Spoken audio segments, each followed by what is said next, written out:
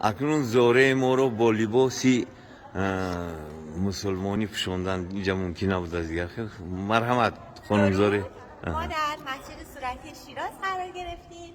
پرتکلفترین و پرخرجترین مسجد کل ایران هستش که این مسجد از رنگ صورتی بسیار استفاده شده. برای به دست آوردن رنگ صورتی این رنگ باید طلا رو ذوب کنن و در اینجا حدود 20 کیلو طلا استفاده شده تا با رنگ‌های صورتی موجود در این مسجد برسن. این مسجد در زمان قاجار ساخته شده، حدود 200 سال پیش و هنر بسیار زیادی توی این مسجد استفاده شده.